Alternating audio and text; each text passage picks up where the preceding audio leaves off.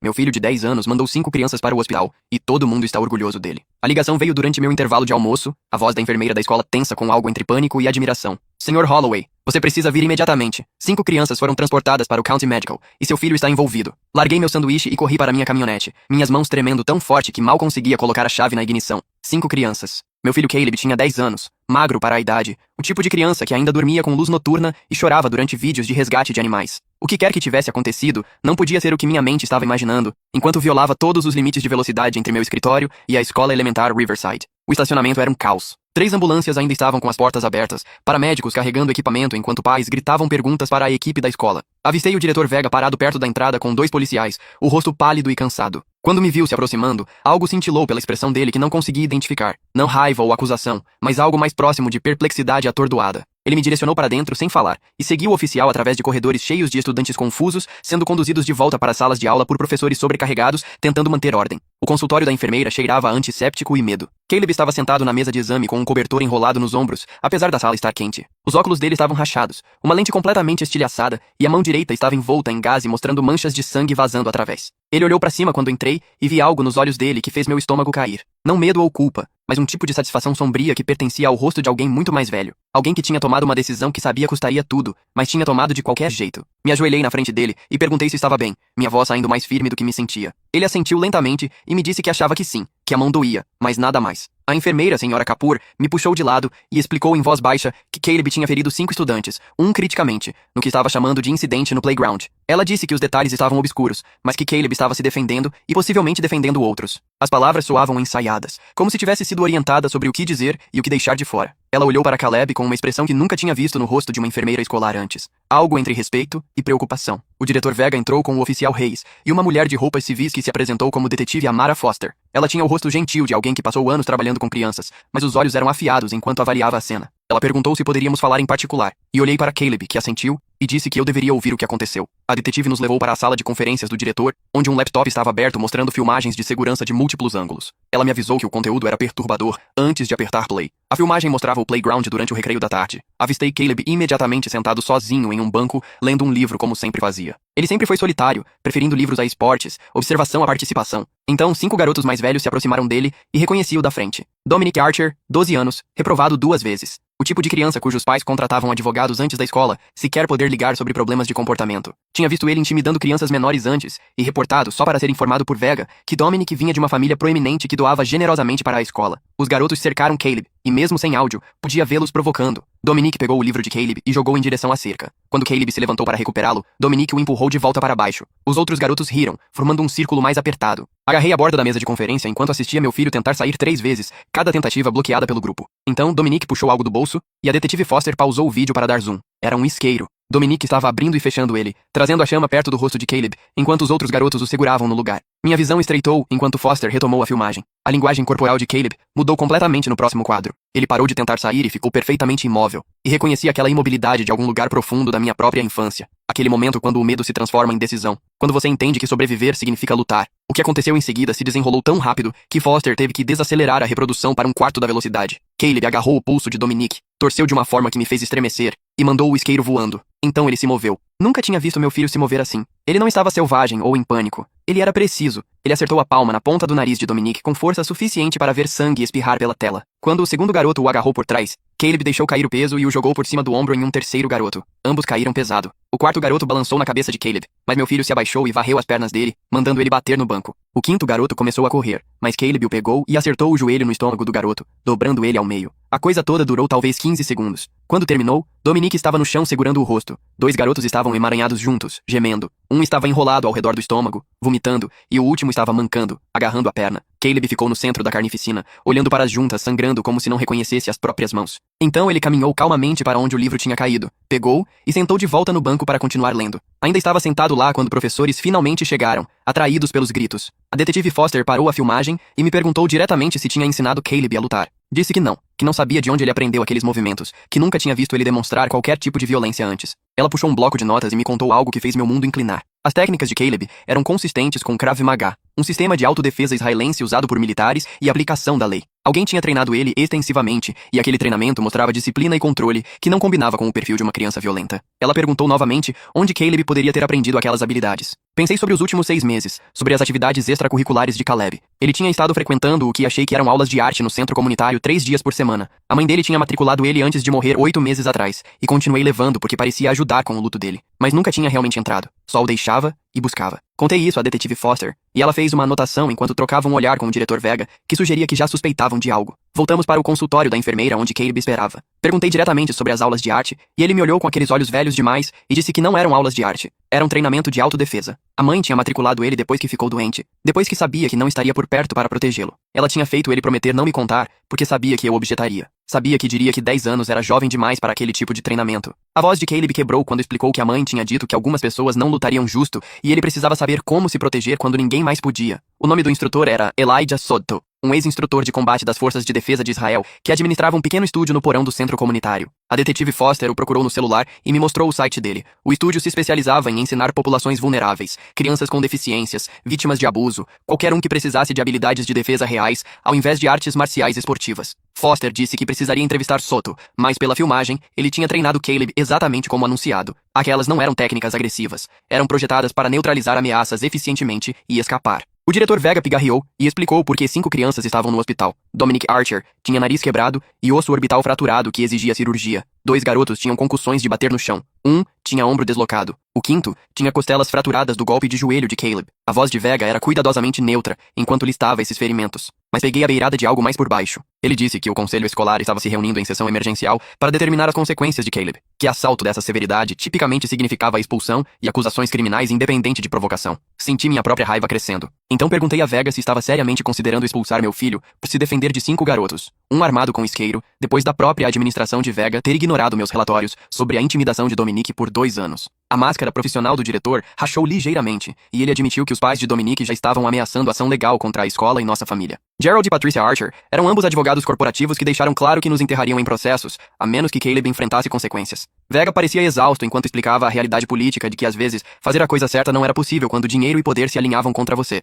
A detetive Foster interrompeu para dizer que, embora entendesse a posição da escola, a filmagem mostrava clara autodefesa e defesa de outros. Sob a lei estadual, Caleb tinha o direito de usar força razoável para se proteger de dano iminente. Ela recomendaria nenhuma acusação criminal, mas isso não prevenia responsabilidade civil ou disciplina escolar. Ela me olhou com algo como simpatia e disse que eu deveria conseguir advogado imediatamente. Os Archer tinham recursos e conexões e usariam ambos para fazer exemplo do meu filho. Nos próximos 3 dias, a situação metastizou além de qualquer coisa que imaginei. Os Archer contrataram Donald Kessler, o advogado de litígio mais agressivo do condado, conhecido por destruir oponentes através de puro atrito financeiro. Ele registrou o processo de $1 milhão contra nós, alegando assalto, agressão e inflição intencional de angústia emocional. Ele registrou reclamações com serviços de proteção infantil, alegando que tinha treinado Caleb como arma. Ele conseguiu ordem de restrição mantendo Caleb longe de Dominic, o que efetivamente baniu meu filho da escola já que estavam na mesma série. A papelada legal chegou mais rápido do que podia ler, cada registro mais devastador que o último. Usei minhas economias para contratar Angela Kwan, uma advogada de defesa recomendada por Foster. Angela era jovem, mas feroz, filha de imigrantes coreanos que construiu a prática defendendo azarões contra valentões corporativos. Ela revisou a filmagem e me disse que tínhamos um caso forte. Mas forte não significava fácil. Os Archer arrastariam isso por anos se necessário, nos sangrando financeiramente enquanto isolavam Caleb socialmente. Ela disse que nossa melhor esperança era colocar a opinião pública do nosso lado antes da narrativa se fixar. Perguntei como fazíamos isso e ela puxou o celular para me mostrar o que já estava acontecendo online. Alguém tinha vazado a filmagem de segurança. O vídeo tinha viralizado, compartilhado através de plataformas de mídia social, com narrativas competindo. Algumas pessoas chamaram Caleb de lutador treinado que usou força excessiva contra crianças. Outros o elogiaram por enfrentar valentões quando adultos falharam em protegê-lo. As sessões de comentários eram zonas de guerra com estranhos discutindo sobre autodefesa apropriada, segurança escolar e responsabilidade parental. Meios de comunicação pegaram a história, rodando manchetes que variavam de lutador treinado hospitaliza 5 em ataque de playground a garoto se defende depois de escola ignorar intimidação. As notícias locais apareceram na nossa casa em horas. Recusei comentar por conselho de Angela, mas isso não os impediu de rodar histórias. Entrevistaram os pais de Dominic no gramado bem cuidado deles, Patricia Archer chorando sobre o rosto quebrado do filho, enquanto Gerald falava em tons medidos sobre crianças violentas e negligência parental. Pareciam vítimas, polidos e simpáticos, enquanto eu era só um viúvo enlutado que não podia pagar o nível de orientação de mídia deles. A narrativa estava se formando exatamente como Angela tinha temido, com os Archer controlando a história através de recursos superiores. Então algo inesperado aconteceu. Pais começaram a aparecer, Não só da Riverside Elementary, mas da escola anterior de Dominique e da academia particular que ele frequentou antes daquela. Trouxeram histórias de intimidação, assédio e violência que tinham sido varridas para debaixo de tapetes administrativos por famílias assustadas demais ou exaustas demais para lutar contra as ameaças legais da família Archer. Uma mãe chamada Verônica Russo falou na câmera sobre o braço quebrado do filho, atribuído a uma queda, mas na verdade infligido por Dominic durante confrontação que a escola encobriu. Ela tinha estado intimidada demais para pressionar acusações então, mas assistir o vídeo de Caleb tinha dado coragem para falar a verdade. Mais famílias emergiram. Um pai descreveu as contas de terapia da filha depois do tormento psicológico sistemático de Dominic tê-la levado à automutilação. Outra mãe mostrou registros médicos da concussão do filho que a escola alegou ser acidental. Um padrão emergiu de Dominique, mirando crianças vulneráveis, usando a posição da família para evitar consequências enquanto administradores olhavam para o outro lado. Os Archer tinham doado mais de $200 mil para o distrito escolar nos últimos 5 anos, suficiente para influenciar política e silenciar reclamações. Dominique aprendeu cedo que dinheiro podia comprar imunidade de responsabilidade. O diretor Vega foi forçado a abordar essas alegações em coletiva de imprensa que foi mal. Ele gaguejou através de declarações preparadas sobre levar todas as reclamações a sério, enquanto admitia sob questionamento que múltiplos relatórios sobre Dominic tinham sido arquivados e dispensados. Um repórter perguntou diretamente se as doações dos Archer tinham influenciado decisões administrativas, e a pausa de Vega antes de negar contou a história real. O conselho escolar anunciou investigação sobre o tratamento de reclamações de intimidação, mas o dano à credibilidade deles estava feito. Elijah Soto concordou em ser entrevistado pelas notícias locais, e a aparição dele mudou a narrativa completamente. Ele era composto e articulado, explicando a missão dele de ensinar autodefesa para crianças que enfrentavam violência em ambientes que deveriam protegê-las. Descreveu Caleb como estudante dedicado que treinou 3 vezes por semana por 5 meses, aprendendo técnicas especificamente projetadas para pessoas menores derrotarem atacantes maiores. Soto enfatizou que cada lição incluía treinamento de desescalação, que os estudantes dele aprendiam quando não lutar antes de aprender como lutar. Tinha revisado a filmagem e concluído que Caleb fez exatamente o que foi ensinado: evitar, escapar e só engajar como último recurso quando enfrentando perigo iminente. Sódito revelou algo que não sabia. Minha esposa Sarah tinha pagado por um ano inteiro de aulas adiantado junto com uma carta, explicando por que Caleb precisava dessas habilidades. Sódito compartilhou porções da carta na câmera com minha permissão. Sarah tinha escrito sobre o diagnóstico terminal, sobre os medos pela segurança de Caleb depois que se fosse, sobre notar Dominique mirando o filho dela e saber que a escola não o protegeria. Ela pesquisou o programa de Sódito por meses antes de matricular Caleb, especificamente buscando treinamento que enfatizasse defesa sobre agressão. As palavras finais na carta eram que não podia proteger Caleb para sempre, mas podia dar as ferramentas para ele se proteger. A carta viralizou. A previsão de Sarah de além do túmulo se tornou o núcleo emocional da história, o último ato de amor de uma mãe morrendo por um filho vulnerável. A opinião pública mudou dramaticamente da noite para o dia. Os Archer se encontraram enfrentando multidões hostis fora de casa. Pessoas segurando placas com nomes das vítimas de Dominic e exigindo responsabilidade. Patricia Archer cometeu o erro de falar com o repórter sem conselho legal presente, descartando as histórias das outras famílias como exageros e sugerindo que Sarah tinha transformado o filho em arma. Aquele trecho sonoro destruiu o que restava da simpatia pública deles.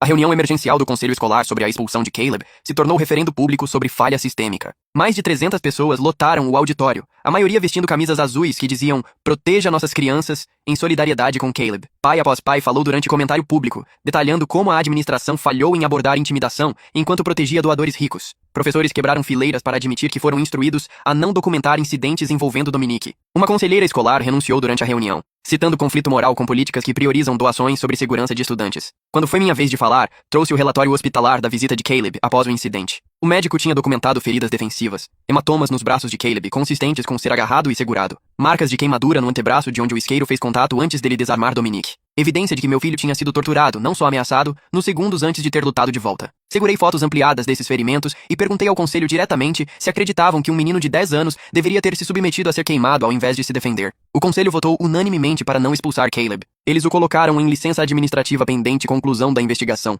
mas reconheceram que achados preliminares apoiavam a versão dele de autodefesa. O diretor Vega anunciou a renúncia com efeito imediato, aceitando responsabilidade por falhas sistêmicas durante o mandato dele. O superintendente distrital se comprometeu a implementar novos protocolos anti-intimidação e procedimentos de relatório obrigatório. Pareceu vitória até Angela me puxar de lado e explicar que o processo civil ainda estava ativo e os Archer não estavam recuando. Donald Kessler procedeu com descoberta tão agressivamente quanto Angela previu. Ele exigiu cada registro relacionado ao treinamento de Caleb, histórico escolar dele, minhas decisões parentais, até arquivos médicos de Sarah dos meses finais. Ele depôs Elijah Soto por 8 horas, tentando provar que ensinar autodefesa para crianças constituía treiná-las como armas. Ele contratou testemunhas especialistas que testemunhariam que a resposta de Caleb foi desproporcional à ameaça, que um lutador treinado tinha a responsabilidade de usar menos força. A estratégia de Kessler era transparente: nos enterrar em processo até o fardo financeiro forçar acordo. Angela contrariou registrando nosso próprio processo contra a família Archer e o distrito escolar. Alegamos que o padrão de assalto de Dominique, habilitado por negligência administrativa, criou ambiente hostil que violou os direitos civis de Caleb. Buscamos danos por angústia emocional, despesas médicas e custo de tutoria privada, já que Caleb não podia frequentar escola.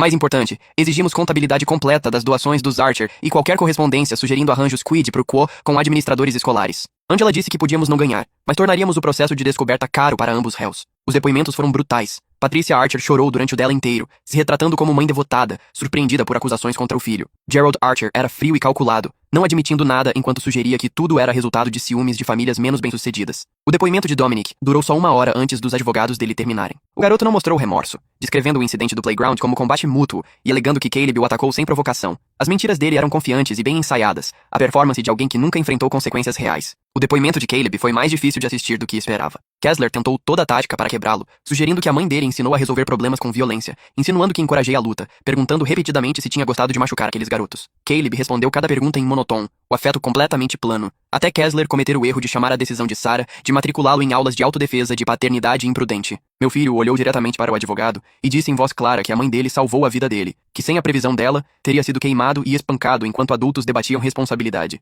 A verdade crua disso silenciou até Kessler por um momento. O ponto de virada veio de fonte inesperada. Um dos garotos que Caleb lutou, Kenneth Dupont, disse aos pais que queria mudar a história dele. Kenneth tinha 11 anos e seguia a liderança de Dominic por anos, assustado demais para recusar e fraco demais para objetar. Depois de passar uma semana no hospital com concussão, teve tempo para pensar sobre a pessoa que estava se tornando. Os pais dele contataram Angela e arranjaram reunião onde Kenneth admitiu tudo. Dominic planejou o ataque especificamente para humilhar Caleb, trouxe o isqueiro com a intenção de queimá-lo, prometeu aos outros garotos proteção de consequências, porque os pais sempre consertavam as coisas. O testemunho de Kenneth foi devastador para o caso dos Archer. Ele descreveu incidentes anteriores, onde Dominic machucou outras crianças e os pais pagaram famílias para evitar acusações. Nomeou administradores específicos que pegaram dinheiro para enterrar reclamações. Revelou que Dominic mantinha troféus das vítimas, itens roubados durante ataques que exibia no quarto como coleção de caçador. Os pais de Kenneth corroboraram a história dele e concordaram em testemunhar apesar de saber que os Archer retaliariam. Disseram que a consciência do filho valia mais que o conforto deles. 2 garotos a mais apareceram depois de Kenneth, cada um contando histórias similares de coerção e encobrimentos. A posição legal dos Archer desmoronou conforme a conspiração que construíram ao longo de anos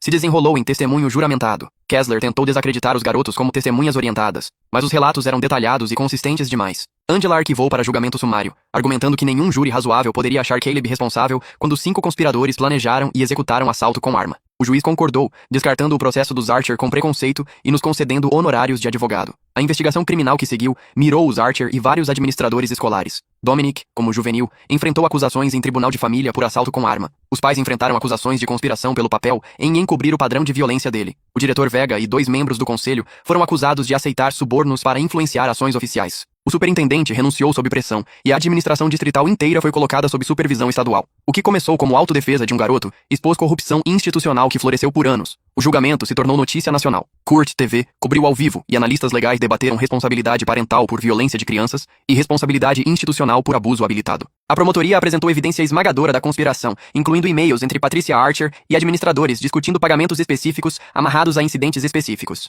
Mensagens de texto entre Dominic e vítimas mostravam premeditação e sadismo. O isqueiro que usou foi introduzido como evidência, ainda contendo impressões digitais dele e quantidades traço de DNA de Caleb, de onde a chama tocou a pele. Dominic foi condenado por assalto agravado e sentenciado à detenção juvenil até os 18 anos, seguido de liberdade condicional intensiva e terapia obrigatória. Os pais foram condenados por conspiração e obstrução, recebendo sentenças suspensas contingentes em serviço comunitário e restituição a vítimas. O diretor Vega se declarou culpado de suborno e perdeu a licença de educação permanentemente. Os membros do conselho que aceitaram pagamentos renunciaram em desgraça. O distrito resolveu nosso processo civil por $300 mil, que colocamos em fundo fiduciário para a educação futura de Caleb. A publicidade teve consequências inesperadas. O estúdio de Elijah Soto ficou sobrecarregado com pedidos de matrícula de pais que queriam os filhos treinados em autodefesa prática. Ele contratou 3 instrutores adicionais para lidar com demanda e abriu segunda localização. Convidou Caleb para treinar de graça pela vida e pediu permissão para usar a história em materiais promocionais. Soto disse que Caleb representava tudo que o programa era destinado a realizar. Uma criança vulnerável dada ferramentas para se proteger que usou aquelas ferramentas responsavelmente só quando necessário.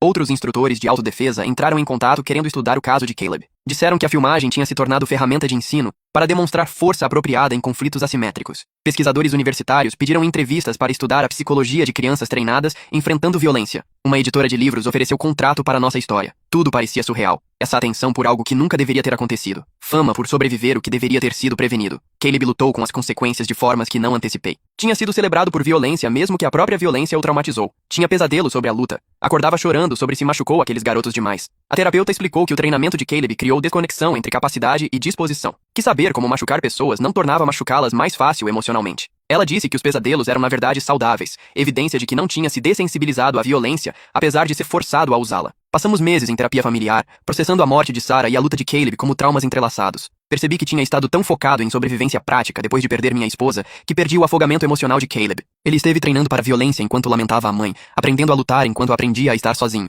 As habilidades de autodefesa o salvaram fisicamente, mas o isolaram emocionalmente, criando barreira entre ele e pares que não podiam entender o que experimentou. A terapeuta nos ajudou a construir novas conexões, encontrar comunidades onde a experiência de Caleb era entendida ao invés de sensacionalizada. As outras famílias que perderam crianças para a violência de Dominic entraram em contato, e formamos rede de apoio informal. Reuniões mensais onde pais compartilhavam histórias e crianças se conectavam com outros que entendiam a sombra longa da intimidação. Kenneth Dupont se tornou amigo inesperado de Caleb. Os dois garotos se conectando sobre a experiência compartilhada de lados opostos. Os pais de Kenneth me agradeceram repetidamente pelas ações de Caleb, dizendo que o filho tinha sido salvo de se tornar o que Dominic tentou fazê-lo. A ironia não foi perdida em ninguém de que violência criou essa comunidade de cura. Um ano após o incidente, a Riverside Elementary convidou Caleb de volta com nova administração e políticas reformadas. A escola implementou treinamento anti-intimidação obrigatório para toda a equipe, criou sistemas de relatório anônimo monitorados por advogados externos e estabeleceu fundo de vítimas para famílias afetadas por falhas administrativas anteriores. Pediram a Caleb para falar em assembleia sobre a experiência e ele inicialmente recusou antes da terapeuta sugerir que poderia fornecer fechamento.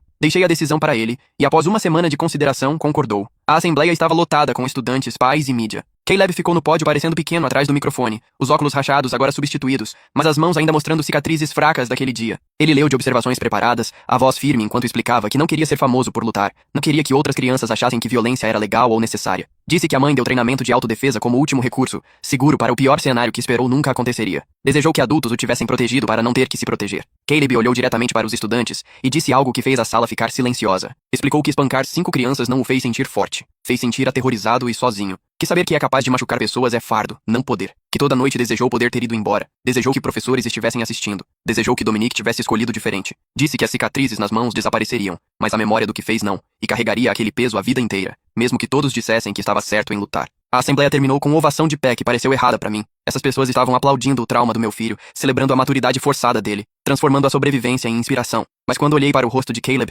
vi algo mais. Não orgulho ou satisfação, mas alívio de ter sido ouvido. Que alguém finalmente reconheceu o custo do que sobreviveu, ao invés de só elogiar o resultado. Aquela validação pareceu importar mais para ele do que qualquer vitória legal ou apoio público. Deixamos a Riverside Elementary aquele dia e nunca voltamos. Caleb transferiu para a pequena escola particular, com políticas estritas anti-intimidação e corpo estudantil pequeno o suficiente para que cada criança fosse conhecida e monitorada. Continuou treinando com Elijah Soto, mas focou em formas e disciplina, ao invés de aplicação de combate. Entrou para o time de debate da escola e descobriu que era bom em argumentar posições com palavras ao invés de punhos. Lentamente, cuidadosamente, começou a construir nova identidade ao redor de algo além daqueles 15 segundos de violência. Os acordos legais pagaram por terapia e mensalidade de escola particular. Mas mais importante, financiaram fundação que Sarah mencionou querer criar antes de morrer. A Fundação Proteger e Empoderar fornecia treinamento de autodefesa gratuito para crianças em risco e advocacia para vítimas de intimidação. Angela Kwan sentou no conselho, assim como Elijah Soto, Verônica Russo e os pais de Kenneth Dupont. Concedemos bolsas para escolas implementando programas anti-intimidação baseados em evidência e contratamos advogados para representar famílias intimidadas demais